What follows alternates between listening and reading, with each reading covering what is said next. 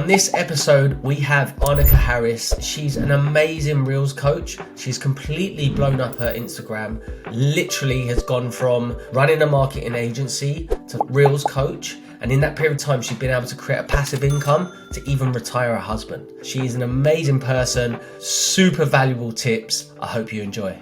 Annika, thanks so much for jumping on the podcast with me. And I'm super excited to speak to you. As I said before, we started that even from a selfish point of view, my Instagram growth has like completely stopped, no engagement.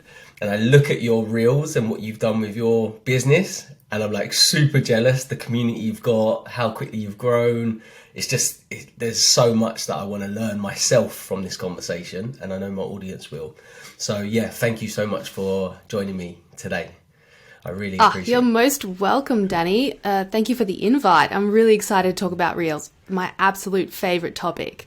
Yes, let's get into it. So just a bit of a backstory, because I know a little bit about your backstory, but for the audience, how did you kind of like start on the Reel journey? Where was you when you started off? The origin story. How far back do we want to go? Let's go from, because obviously, I mean, it depends how much time we've got, but let's go from you deciding to go all in on Instagram and that part. What was the trigger? Right. What was the point that made you? All right. So I'd just finished my degree in marketing, straight out of uni, worked for a business doing their Instagram. And then I was diagnosed with endometriosis, which meant, 1 week of every month I was out of action. And as you can imagine, a business owner was like, well, this isn't really sustainable. We're going to have to let you go. So this was a low point, bit of a dark time, but it did give me the opportunity to pivot. And then I decided to create my own agency, Pinksaparrow Social, where I managed to be completely booked out with clients of so many different industries, helping them grow their Instagram accounts. But the thing was, I left myself vulnerable because in 2020, when all that crazy COVID stuff happened, so many of these businesses had to close down and they had to put themselves on hold, which meant there goes my income. So then at this point, this was the point where I went, wow, I need to take everything I've learned from my degree, from running an agency and all my experience and apply it to my own account to show that what I know works. And that was June 2021. I had less than 1,000 followers on Instagram. The end of that first month, we hit 10,000 and I was blown away beyond my expectations. Then I decided to keep going. By the third month, 100,000 business owners in the community at Pinksaparrow Social. Wow. Boom. Wow. Yeah, this was huge and amazing. I didn't expect that to happen. I knew what I knew worked, but not to this extent. It was great. I've got to be transparent with you. I went on I've got this like analytics thing for like Instagram and TikTok, and I put mine in. Mine's terrible. My engagement right now is like poor. And I went on yours, because most people, the higher the account, the less the engagement, right? And your engagement is insane. Like your audience is so involved in the content that you put out there. And also like the spike in growth. I was like, how was that even possible? So yeah, I want to dive into that a little bit more. Just going back, right? When you decided to go and win your own clients, your Instagram was still, like low follower count. There wasn't like huge amount of followers. Was that just through your network you was winning business, or was it like, how was you winning clients for the social media company at first? For the agency. So back then I just put the Instagram up so that there was a page. So when I got clients, they saw, oh, this is legit. It's not just some, chick overseas that's just going to take my money and run. That's why I just wanted to make the page there while I was taking on clients. Yeah. And was you just like networking to get clients? Your content wasn't really drawing clients in at that point, or was it, how was you winning clients back then? Well, I actually met a lot of my clients through the business I was working at, because they had a lot of business owners that would come in to their center. And from there, I had people asking me like, oh, so you're the person doing the socials here. Oh, I kind of need that for my business. And then it started to grow that way, word of mouth first, actually. Yeah. Got you. The best way to begin. And then, right, so COVID hits, you're like, right, I'm going all in on my personal brand and I'm going to do it for myself. What was kind of like your what was you thinking when you was just seeing it go from like 1,000, 10,000, 100,000? Like, what was you thinking? What was you feeling? I was so shocked. I mean, I would hold my phone up in the mornings and go, oh, and I'd turn over to my husband in bed and be like, babe, look what's happening. Can you believe this? Am I dreaming? Like, pinch me. How is this even real? And then I knew at that time I wanted to share the secrets with everyone so that they can do it too with their business. And what was the strategy at that time when you first, because you made a decision, right? I'm going to just start posting. Was it like, right, I'm just going to try and figure things out, or did you have a game plan in place? Yeah, good question. I had a game plan for sure. You did, right? Let's go into the game plan. I wanted to do it right from the start. Okay. So I had to do a little bit of research. At the same time Reels came out, TikTok was huge. So I knew, they were similar, that two different companies are battling against each other, so they're going to do similar things. So I did a bit of research to see what works there, and then I drew on some of my marketing experience and, of course, the other clients. And then what I did is I decided to put together a plan. I was like, right, people like consistency, so I'm going to make sure my branding was on point. As you've noticed, I always wear this pink jacket. Every single reel, pink jacket. Do you know what I was thinking? That I was like, is she just shooting it all in one day? And then I went down, it was like the pink jacket's there all the time. So that's good to know. Okay, cool. Now you don't know if I filmed it all in one day or if I wear the same jacket every day. You don't know. You don't know. Maybe I have 1,000 pink jackets. Interesting. Okay, yeah. Cool. So people like consistency, so I had to make sure that I show up as me and that whenever someone goes to my page, they go, oh, this is what Annika is about, and they can expect that every single day. So next thing I did is I put together a 30-day Reels challenge where I would post one reel a day, no matter how it did. If it did really bad and I'd feel like, oh, this reel has got low views, like what do I do? I remember actually 1 week in, nothing was happening. I've been posting a reel every day for 1 week. And the thing that got me through was the fact that I had committed. I said, I'm going to do a reel every day for 30 days and see what happens. And of course, on top of that, I had to make sure that the reels fell into what I call the triangle of reels. I chose a triangle because they're the strongest shapes, right? Mm-hmm. This is your framework, right? This is the framework that you kind of follow all the time with your reels. Yes, the triangle reel. So if you're picturing a triangle, it's got 3 points. So at each point, you've got a different type of reel. Now, in one point, you have your attraction reels. They're the sort of reels that are going to draw in the people to your page, and they're going to go, hey, wow, this is what Annika's about. Yep, that's me. I'm in. I'm going to go check out her page. Then the next point in your triangle you want is your connection reels. These are the sort of reels that connect with your community. Like you mentioned earlier, like my community, we're always engaging, chatting and commenting. You need reels that get people inspired to communicate with you more. And then the third point in the triangle is the conversion reels, where the sales happen. So you need to have all 3 of these reels in place to have a strong strategy. If you lose one of these points, if you don't have your attraction reels happening, you're just connecting and converting with the followers you already have, you're not bringing in new ones. If you've only got the attraction and connection, you're not going to be making any sales. So there's this triangle of the framework of everything there. Nice. I like it. And so when you going into that a little bit further, with the kind of traction reels, is that a lot? Because I know you use a lot of trending music, you use a lot of short. I'm so envious because mine, I'll put all this high production in, spend hours, and it gets a little bit of love, but not that much. And then I see Brock, yourself, people that are doing really short trending stuff, and it just blows up, and it still engages your audience. So is it more going down the more trending route for the kind of traction to get onto more shareable? How do you view that? So those sort of reels fall into the attraction style reels because you're leveraging something that's already trending. There's a wave that's going, and when you look at a trend, there's a certain audience that's using it.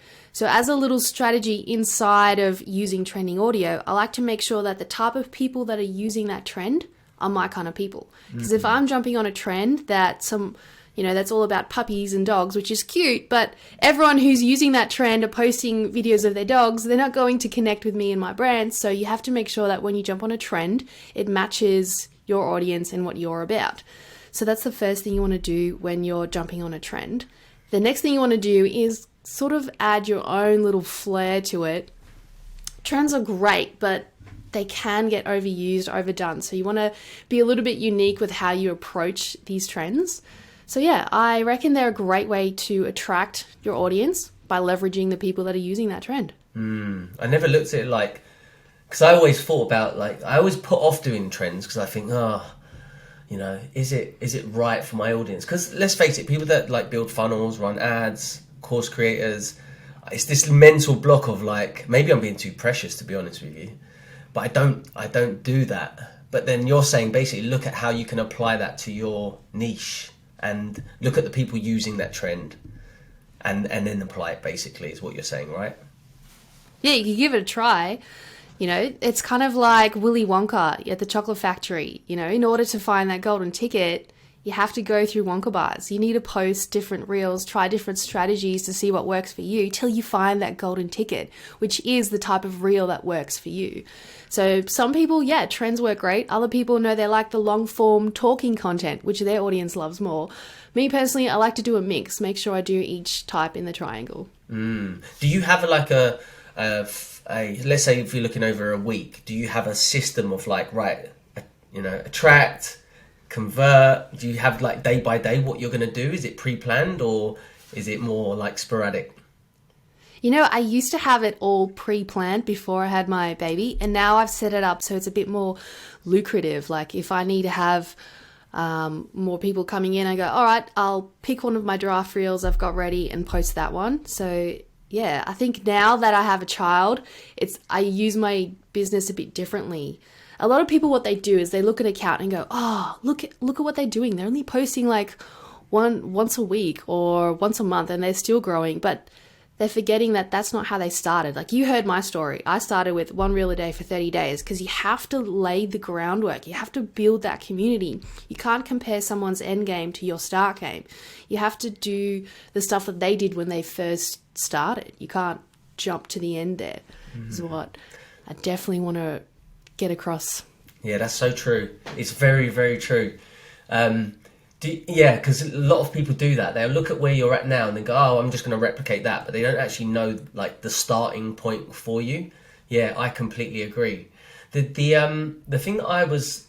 So basically what you're saying, but depending on your business and where you're at, would you then change where you focus your reels? So for example, let's say you're in the growth stage or you want to start getting engagement. Would you start putting out more of the... Like, would you play around with how you kind of like focus on that triangle, what the content you put out? Yes, of course. So if I want to do another big push and get new people on my page, I'll focus on attraction reels. If I am like, okay, cool, we have a great community that's grown a bit, let's do a little bit more connection, build that relationship, build that trust to get people ready for the next step, which is the conversion style reels. So yeah, sometimes I have a big push on a different one, but when you're starting out, I would suggest focusing on all three simultaneously, because sometimes you have people that are already ready to buy. Sometimes someone has just found you. So definitely keep them all in a mix. But yes, I definitely focus on one more depending on what I want to push. Yeah, agreed. Like I'm at the minute for my account, because I grew mainly through carousels. Do you know when the carousels were like really a big thing? So yeah. I grew my account from like 1,000 to like 50 in like 6 months just through carousels. And I've done a similar thing. I was like, I'm only going to post a carousel a day it was like 90 days in the end. It started off with 30. Grew amazingly, but majority of people that followed me now are like graphic designers that actually was fans of the designs. So now that I'm like, okay, now I'm talking about funnels, ads and mindset and stuff that I genuinely like talking about. my audience and engagement is like, oh, I did go missing for like 6 months as well. But just casually, I went missing off the planet and just disappeared. Maybe that's got to do a little bit. That's probably got a lot to do with it as well. But yeah, so now I'm like, I'm putting all this time effort into the reels. But it's okay. I look at how much my content is shown to my audience versus like non-followers, and I get no reach on non-followers at all. Like, it's non-existent. So I'm kind of like trying to figure out at the minute the best approach to go down. Do I start doing trend stuff? Do I I'm actually a little bit lost with it, if I'm open. What would you say to someone like me? All right, so let's rewind back a little bit. So in order to get your reels seen by new people, they need to have lots of engagement. And, there's an algorithm in place that when you put a reel out, it goes, all right, what percentage of your community is engaging with this? If it's a good amount, it goes, sweet, this is a great reel. Let's pump it out to more people, because Instagram, they make money off people that are on the platform. So if you can hold people's attention for longer, you win, right? So with your reels, if you've got more people engaging, it's going to show it to more people. If your audience isn't really engaging, it's going to show it to less people and not push it out. So for you, I would really recommend working on the community and building that engagement, getting people to start talking and interacting with your reels. Mm-hmm. Then you'll leverage that algorithm to get it seen by a lot more people.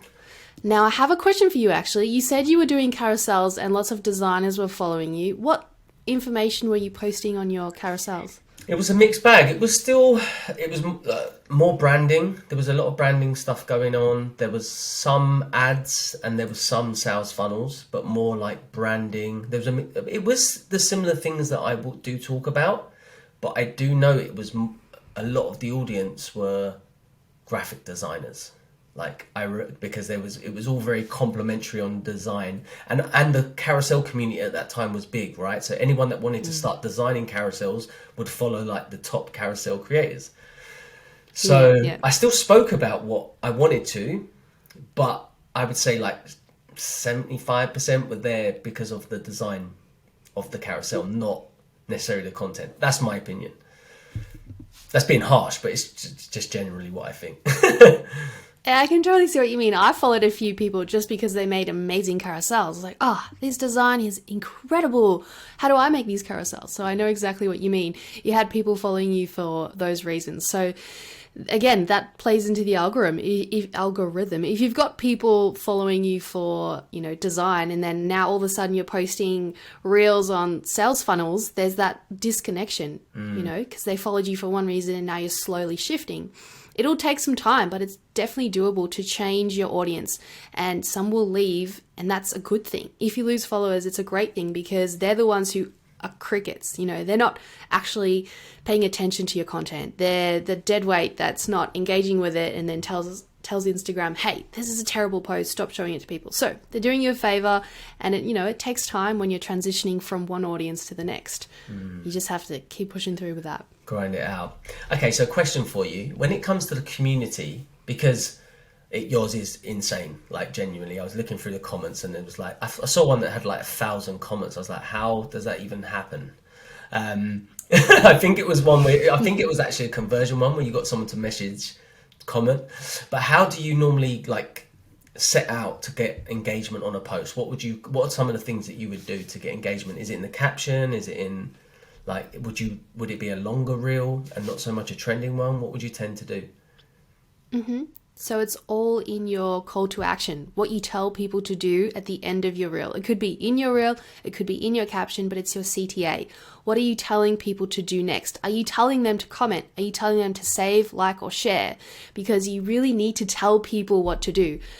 They want to engage with your content, but they just don't know how to. So if you make it easy for them, like really simple, they're going to be engaging. So I tell a lot of my students that you need to focus on training your audience to engage first, because I've seen a lot of pages where they never used to reply to comments, and so their audience doesn't really know that if I was to put myself out there in a comment, that you're actually going to reply, because people don't want to feel rejected. Instagram is like... it's like a date. There's two-way conversation. You don't want to feel stood up. So you have to train your audience and let them know that if they drop you a comment, you're going to reply. And then thing I want to highlight here is there are people at different levels. So there are like people in the puppy phase when you're training your audience that will just comment something really small, and then there's people that are like the grown dogs where they like write full long captions. They summarize what you've just posted in your own content. You know, you've seen those people. So what I like to tell my audience to do is match them. If someone's just dropping you an emoji, match that. Just drop them an emoji back. If someone's spilling their heart out, you spill your heart out, because if someone just dropped an emoji and then you write a massive caption, you can scare them away. And then on the other end, if someone's written something really big and you just give them a thumbs up, ouch, you know what I mean? I've so done that. I've so done that, by the way. This is like a slap on the wrist to me. This is good. This is good info. Make note, people. Okay, go on. Carry on. Sorry, I messed up your flow. No, it was sweet flow. Yeah, treat it like a date. You have to put the social back in social media. Yeah, because I used to, and it's complete laziness why I don't do that. Like, I'll just be like, thumbs up, like emoji, and they might have put this big message. I've done that recently, actually. I think sometimes because sometimes it doesn't come across as sincere, but that's still not respecting their time, is it? They've still actually wrote that message. So really, you should be respectful of their time and reply back, especially if you're trying to grow a community. That's a little bit of a wake-up call for me. Thank you very much. Yeah. There you go. Focus on your community, reply back to them, and get that conversation going, and you will notice a huge difference. I love that light bulb just went off. It did. This is like free coaching. It's amazing. Right. So when you was first growing, that first stint, because obviously most people will be interested in how that happened. Did you follow, when someone followed you, did you engage with them? Like, thanks for the follow. Did you do any of that? Or was you just focused on the reel and replying to comments? One thing that I like to do is if someone took the time to comment on my account, this is back at the beginning when I first started, is I would click on their account, check out their reel, and reply back a comment if I felt like I wanted to, and I made it genuine. Mm-hmm. So yeah, if someone went out their way, they gave me an olive branch, they commented, I went to their page and built that community going. Plus, Instagram also favors interaction with other people. So if you've posted a reel and you already have a DM conversation with another person, or you've commented on their reels, Instagram will go, hey, these people must be friends. Let's push your reel out to them. So it's another great way to grow your account. It's just being social. Yeah. How much time was you spending on Instagram back then? A day? Back then, let's see, I think about 20 minutes before I posted, and then about half an hour after I posted. Wow. In the first month, and then the second month, it grew less and less and less. And now my audience knows if they don't reply straight away within half an hour, after that I'm off and I'm playing with my baby. So they know, all right, she's posted a reel. Cool, let's comment, let's get into a conversation. Because I'm there. I'm on the platform right then and there. So I'm also training my audience. If you want to reply from me, you got to be there when I post. Do you say that? Or how do you get that across? They just know because you show up at that time. Because that's such good, like, it makes them so hungry for each post to like engage with you.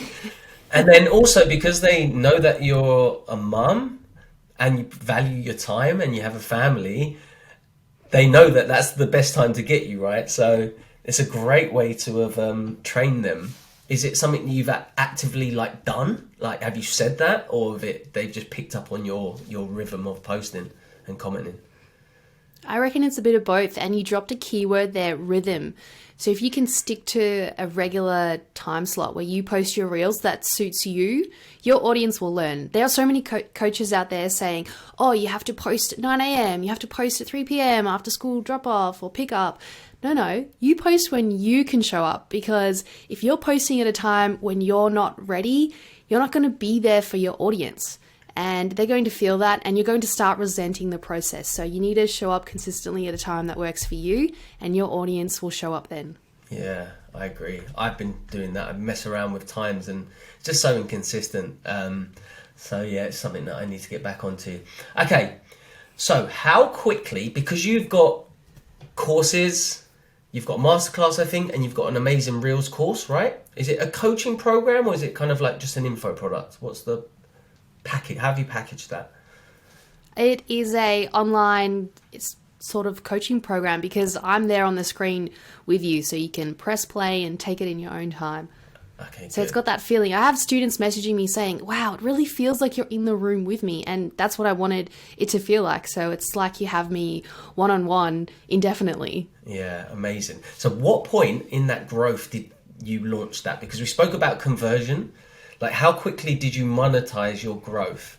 Because I think a lot of people try and monetize, like they'll park doing the reels and focus on doing the course, and then they struggle. They put all this time, energy, money into the course, and then like, well, how do I get people to buy it? They've not done both, right? So it'd be interesting to know what you did, what way around you did it.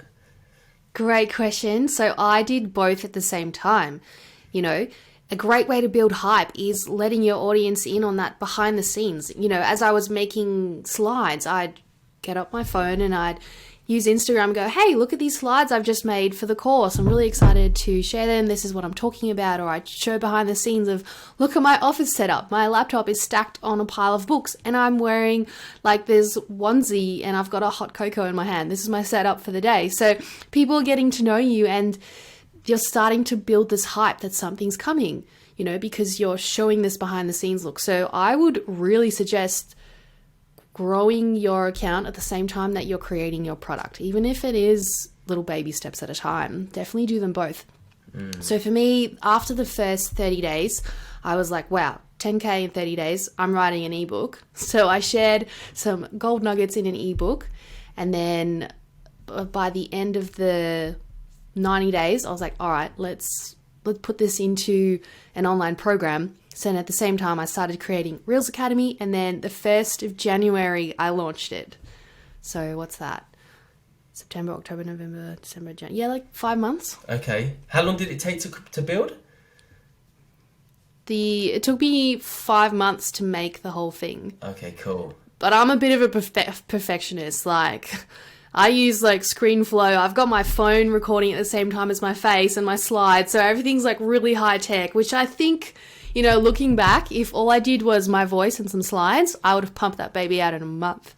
But yeah, perfection paralysis, I reckon, is what happened there. Well, I don't know, because I was looking on your sales page.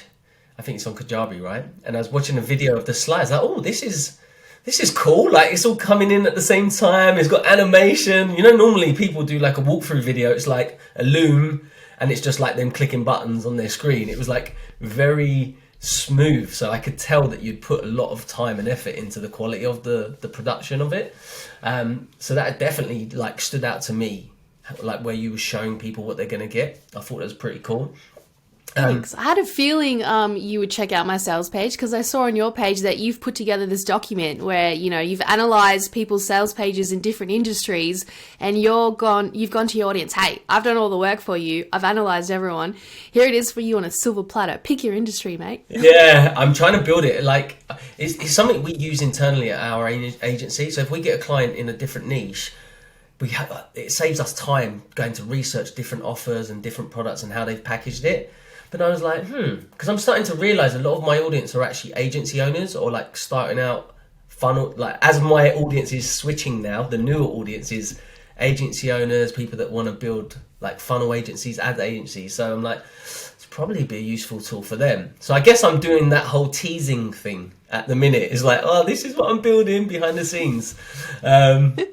But yeah, little breadcrumbs. Yeah, literally. But my story views, I don't know if you know how much you get, but my story views again is like just non-existent. I had a guy yesterday actually comment on I don't know if you get abusive comments, but I had a guy who was like, what did he say? Something like, 55,000 followers and like 100 likes. It's like, these are definitely bought. And I'm like, they're not. They just don't like my content. They're just not seeing it. But yeah, just like story view. Like, how big is stories in your world? Like, how important are they in your strategy, do you think? How big a part do they play? I reckon stories play a good part, because stories are there for the people who already follow you. So they tie in with your connection content. You're going to use them to connect more with your audience. They learn more about you. You're building the trust with your stories. Don't feel bad if they're not getting as much reach as you want. There's a couple of hacks you can do to help improve that. One of the things you could do is actually use the stickers that Instagram has. So at the start, when you first upload a story, just do a random funny question. Like I saw someone do this. I think his name's Mike. Yeah. So he had like headphones on, like he was in a helicopter, and he asked his audience, what have I just done? I've bought a helicopter, or I'm on a trip to Fiji or something. And his stories went nuts. He shared his stories, actually. He said, this is the most reach I've had in ages. And you know why? It's because people were like engaging with it. And, you know, Instagram wants you to use all their features. So I recommend testing out some of those stickers, which I've noticed you starting to do on your stories, actually. So my tip would be to make it not necessarily related to sales stuff, just make it a bit more fun and personal to just get a conversation going. And then, you know, you'll get that spike on your story. Instagram will be like, ding, hello, this is getting attention. Let's show it to more people because we want more people's attention on the app. Yeah, I used to do that more, actually, more personal. And someone said this to me, it's like, you used to do more personal stuff, but now it's like, oh, I've got 5 minutes, let me just show them what I'm doing. And normally that leads ish to a salesy stuff, but yeah, no, that's a great shout. Going back to your ebook, when you launched it, let's say when you was at 10,000, was you charging people for that, or was it completely free? Was this just to build your email list? I definitely charged for it, but it was a really small amount, just to prove to myself that, you know, selling a digital product works. And it did. It went off. It was nuts. Was that your very first one? Your very first digital product? Very first. Just an ebook, quite a few pages, but I was like, I don't know what to price it at. All right, let's just do it entry level, small ticket item, just to test out, see if the system works. And it does. And then from that, you scale it up. What was the price? Oh, $7 Australian. Nice. So that's what's that in euro? Pounds it would be. But pounds, that's right. I'm very bad at things like that. I'm terrible. I think it would be more, but maybe like a tenner. Maybe like 10, 15 quid. Someone's going to tell me that's not right. But I completely guessed that. Yeah, I even, like at the minute, I've got a couple of digital products that I'm selling. Like just really like low level. But it's so nice, like going to sleep, waking up and seeing those little sales coming in. Just like sales coming in. But now you've done that for your online course, right? Which is priced much higher than that. So I think one of the things that I know my audience do like is like a lot of them are course creators or they're content creators that want to kind of start making an income from their content, right? Which typically is like creating courses or digital products. So when you done your digital product and your course, what was your like intention? Did you have any like financial goals? What was your plan? Because some people like to have more of a coaching program where they're involved and they like do group coaching. Whereas yours is more just like the info product itself and they just go through the training, right? Mm-hmm. Was that a conscious decision because of how you wanted to live? Because I think not many people talk about this. They'll just go out with, I'm going to create a course, but they don't actually understand the fulfillment plays such a big part on your lifestyle. Yes, absolutely. Straight off the bat, I knew I wanted to create a system where I didn't have to jump on a Zoom call every day. You know, I could just record the class and then people could just buy it from all over the world and watch it in their own time. And then I wouldn't have to be there.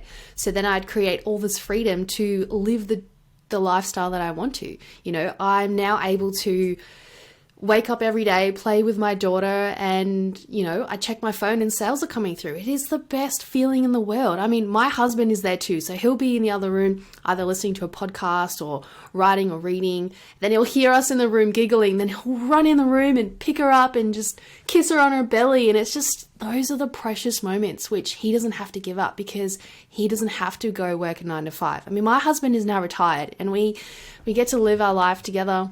Just 3 of us with little Charlotte. It's amazing. That is so cool, man.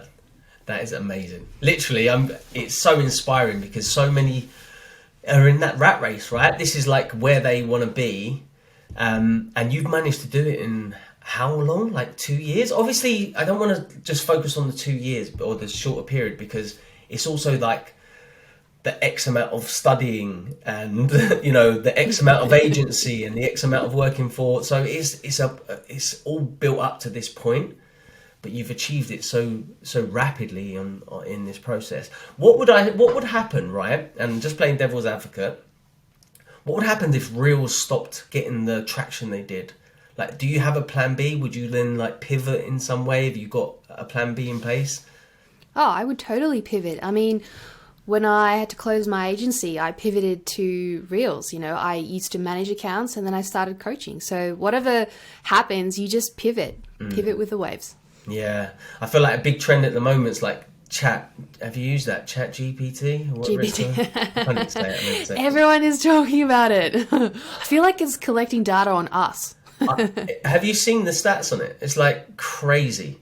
So it was like, I saw a stat that was like the fastest growing social media platform or websites to get to 1 million users, and it done it in 5 hours. I think Facebook was the one up, or Instagram was the one up, and it was like 5 days, and it done it in 5 hours.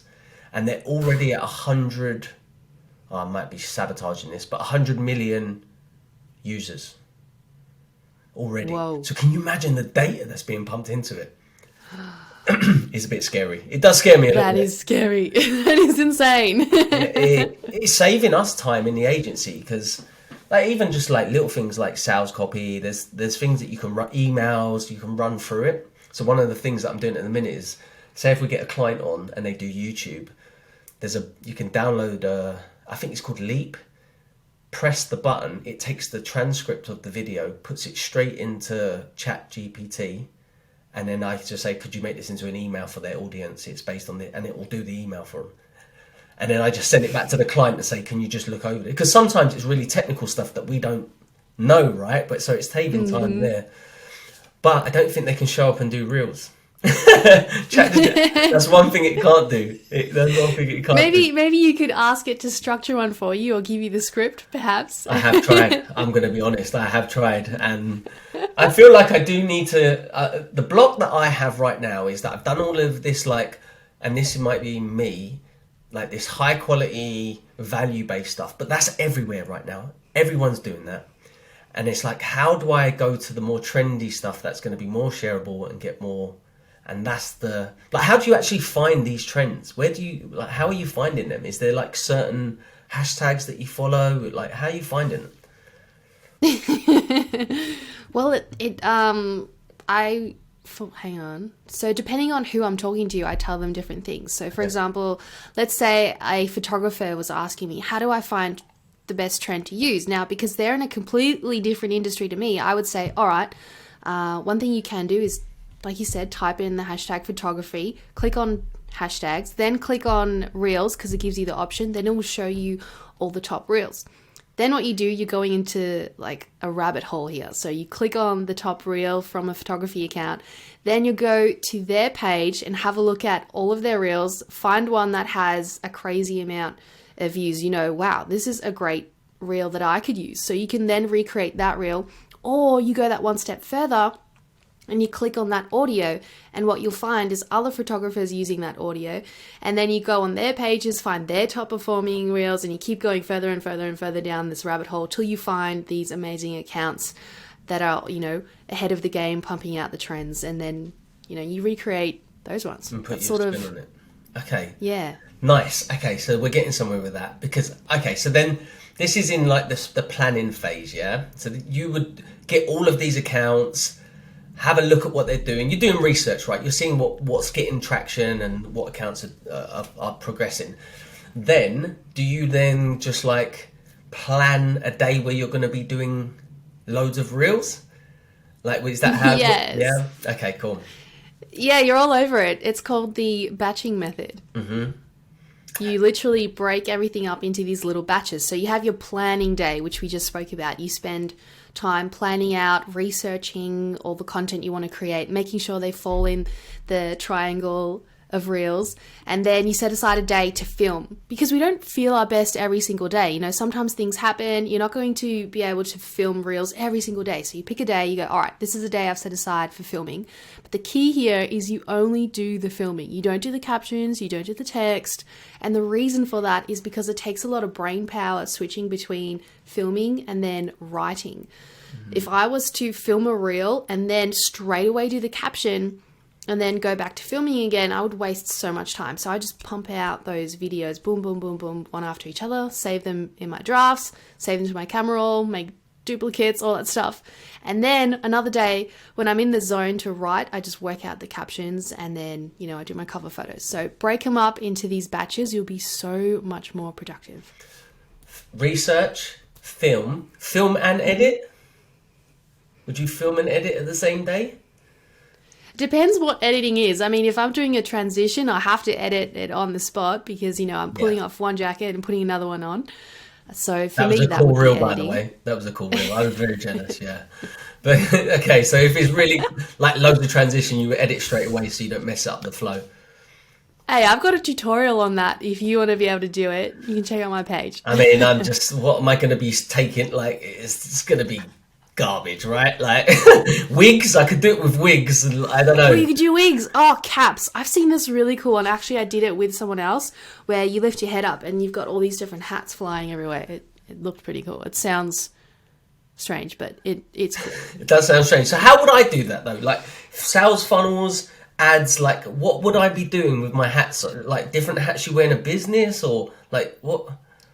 I go into massive You've just opened like a different section there, you know, the different hats you wear in business. I mean, like, you use it to keep your reel entertaining and engaging. I mean, if your reel's boring, you know, they're going to scroll past. So you got to do things that keep their attention. This is it. See, I'm trying to make things too, like, value-based rather than entertaining. It's like, switch away from just education and, like, have fun with it. I did do, but you can then have fun. You got to do both. You got to do both. Yeah. I got it. Okay. So many slaps on the wrist for you today. I told you it's like free coaching. This is amazing, but it's going to help other people, so I'm happy. Right. The other thing I was going to ask you, which is something that's big, is your mental headspace and like people obsessing over growth. Because I feel like when you was at that early stage, how much, even me, when I was doing the carousel, I was spending so much time engaging. I was spending so much time on the platform, even to the point, I remember at one time when it was like dinner with the kids and I was like on this platform, like I was like, this is just actually silly now. So like, do you ever, what kind of advice would you give to people that are obsessing over the stats and the comments and just not seeing that growth? Because it happens, right? That sounds like PPP, perfect post paralysis. So you really want to have the best content, the best posts out there. And then, you know, you're posting it and you're not really able to make more of that content because you feel like it has to be at this level. So you're trying to post A+ content all the time. But what that's doing is it's putting a lot of pressure and anxiety on you. So what I would recommend is, hey, just post B or C level content, you know. It takes the pressure off you and you're able to show up more. And then you're not going to be looking at your phone at the dinner table going, how many views have I got? How many likes have I got? What's the stats on this? You know, why isn't it growing like my other reels? When you take that away, you start enjoying it more. And then as a byproduct from enjoying it more, your reels actually get better. So don't aim for the A+, go for the B and the C+ level content. And if you tie that in with like a time commitment, I think if you tie that into right, I'm going to do this for 30 days, then at the 30 days, you're always going to be better than where you started, right? Mm-hmm. Because I think I don't know if you get this hurdle, when I'd done a 7-day story challenge because a lot of my audience back then was scared to get on camera. And I was like, stories are the easiest way to get on camera. So we'd done a 7-day challenge, but it probably wasn't long enough, really. It should have made it longer.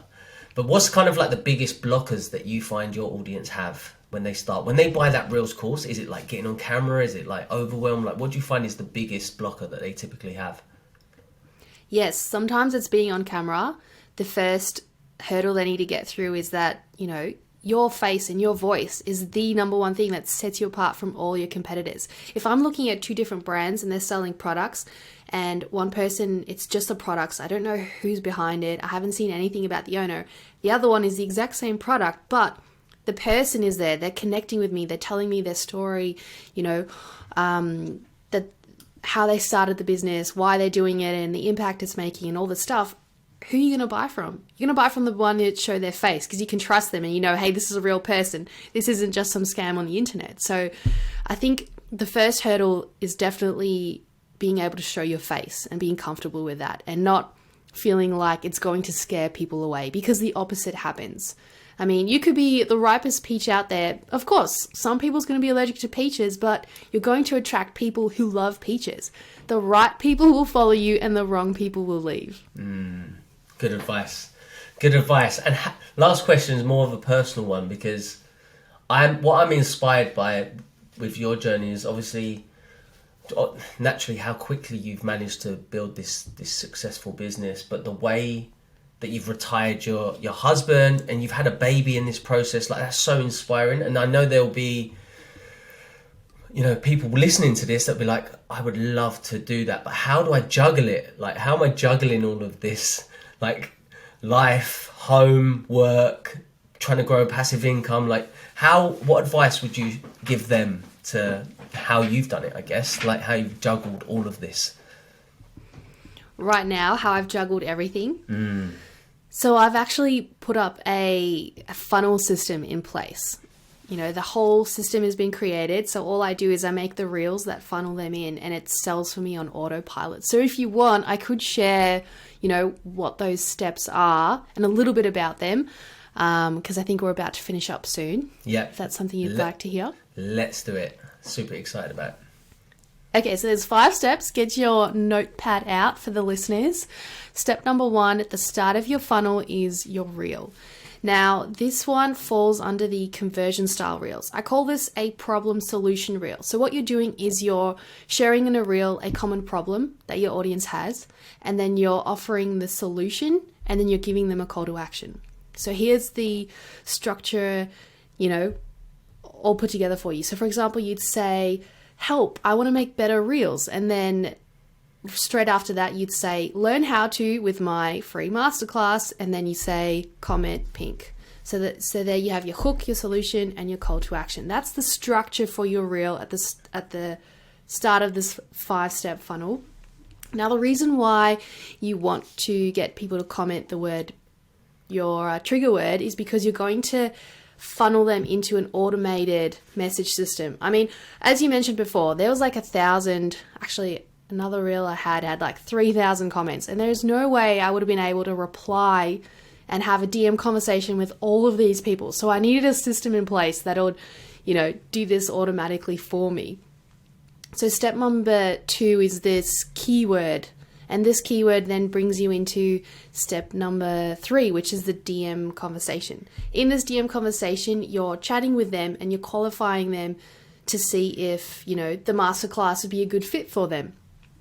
And then that brings you to step 4, where you give them the link to watch your masterclass. This is a pre-recorded masterclass. So you're not sitting there, you know, jumping on Zoom with them. It's all automated. It's all happening while you're sleeping. And then in this masterclass, you're giving them the free value, which you promised in that reel at the start of your funnel.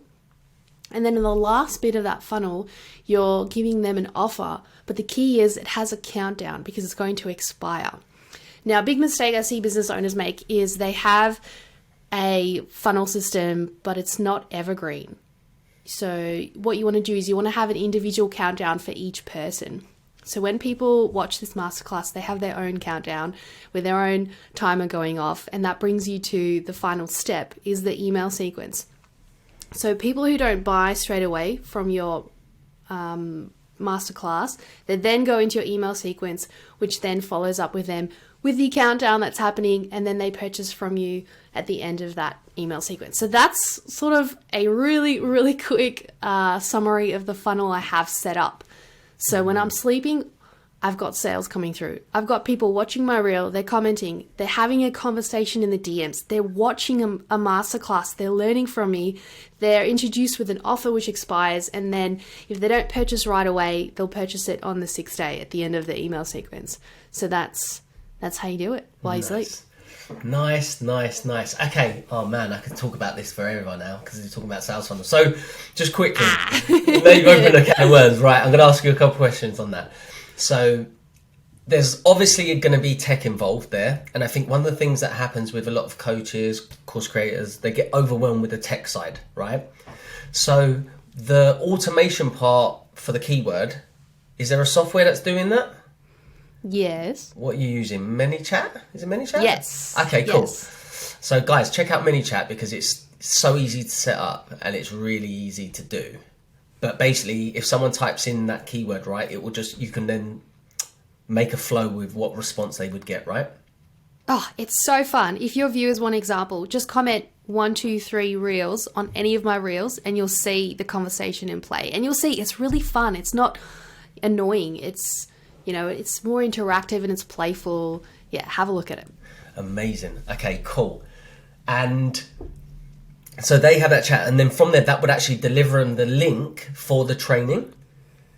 If they to sign up, right? Once they've qualified them. So you're getting data on where they're at in their journey, a few questions maybe in the automation, and then sign up to the webinar. And is that, or the training, is that on Kajabi, I think? Where's your training? Okay. So you're not using any webinar software. It's literally opt in and then they get to see that free training. Yep. I definitely use Kajabi for everything. It's so good when you've got it all in the one place. It's amazing. That's good advice because I think a lot of people will just like haul different softwares and have all these costs and then it doesn't kind of work. So then once they opt in, there's a webinar training, and then you're saying you would have a timer that is specific to that person that will show a countdown and an offer basically to go and buy the training. Amazing. How long is the actual training? 45 minutes, so 30 minutes they're learning, but you know, you've got like a 10-minute intro. I do tell my audience, actually no, the whole thing is half an hour. A nice good time slot. So I tell my audience, you know, grab a cup of coffee, enjoy. We're going to hang out for half an hour. You're going to learn about reels. And then at the end, you know, they're faced with the question like, why haven't they achieved the results they wanted to? You know, why haven't they taken action on it? Boom, here's what you need to do next. And what would you say percentage-wise, I don't know if you have these numbers, putting you on the spot, right? But how many would you say buy straight out of the gate? And how many normally, like, is it normally like a trickle through from emails? Do you find the emails produce more of the sales? Or do you find a lot of people buy straight out of the gate? Oh, when I first launched, say, Reels Academy, so many people bought straight away because, you know, there was this hype and this build-up. Now, as I'm doing it passively each month, and I've got new people coming in, there's like an industry average conversion straight away, but most of the sales happen in the email sequence. Amazing. Do you do any retargeting ads? Pardon? Do you do any retargeting ads to people that have hit those? I do not spend any money on ads at all. Completely organic on my page. No, ads near me? No. I think you should do retargeting ads because you're probably getting so many people hit that page, and only the people that have actually gone to the training page, just like fun ads. Hey, I saw you, check that out. I think you'd get loads of easy wins that way as well, more sales. So if I'm just starting out, right, you've obviously grown to this part, this funnel. If I was starting out, and we'll finish on this because I feel like I've taken so much info from you. But you've had free coaching. This one's actually for my audience. But if I'm just starting out, oh, okay, the only one that's for your audience, guys. Here, this question's for you. Thanks for hanging around. What would you say? Because I always let me reframe this. How many had you sold on launch before you built out that automated funnel? Because I think what people here starting out, they go, right, I'm going to now go and spend all that time and build that out. But you had all of the learnings from your audience already, selling the big launch to know what actually was going to work. So I guess the question is like, would you just say to people, sell a certain amount first, then try and automate it? Or would you say try and build the thing first? Well, it depends on your personality type. Do you work better telling people that you've got something to launch and you've got pre-sales happening and you're still working on it? Does that work for you, or does that build up anxiety? You know, it depends on your personality type, for sure. I mean, for me, I like to have it finished and then do the live launch to make sure that it all works, and then go, okay, great, this works. People like my product. They're giving me great reviews. I'm happy to set it up in an automated system now. For me, that's what worked for me. Yeah. For other people, they're like, hey, I'm going to jump right to the end, put it all in automation straight up. Yeah. I would say do the way you did it, because you have so much more confidence. For me, when you're starting out, you want to try to eliminate as much risk as possible. And by spending so much time trying to build the thing before you know you can sell it, the opportunity loss is so much more, because you're wasting the time and it might not even work. So if you can sell the thing first, get the reviews, get the testimonials, it all adds to automation afterwards. So I would agree, do the way you did. Right, listen, I've had enough free coaching. I hope some of you guys picked up some tips, but if not, hey ho. I did. I learnt loads. I'm so grateful for you jumping on. It's been amazing, and like I say, I've learnt so much, and your journey is super inspiring to me and everyone that's listening in. Where can they check out your course? Because I think anyone that is not leveraging Reels, they definitely should go check that out, and the masterclass. And we'll give them a little pitch. Well, just check out my Instagram, Pinksaparrow Social. If you like it, follow along, learn, and then if you're hungry for more, just drop 1, 2, 3 reels on any reel and check out the masterclass. Then you'll know if it's a good fit for you, because I don't want you to go through the program if it's not a good fit, because then you're not going to do the work, you're not going to get the results. So it's up to you. You can check it out if you want, and if you don't, you don't. It's all good. I like that type of pitch. It's good. Listen, it's been amazing to have you on. I appreciate your time, and thank you so much. This was incredible. I had so much fun chatting with you and giving you some one-on-one coaching. I've had a great time, and I look forward to our next collaboration. Yeah, I'll be tagging you in some of my terrible reels with my wigs. You'll be like, there, block this guy, this weird random dude. I'll share it to my story for sure. All right, now I've got to do it. Well, listen, thanks so much, and guys, go and follow, because you will learn so much. And yeah, literally, you can't, if you want to get reels going, you literally have to go and follow. So take care. Peace.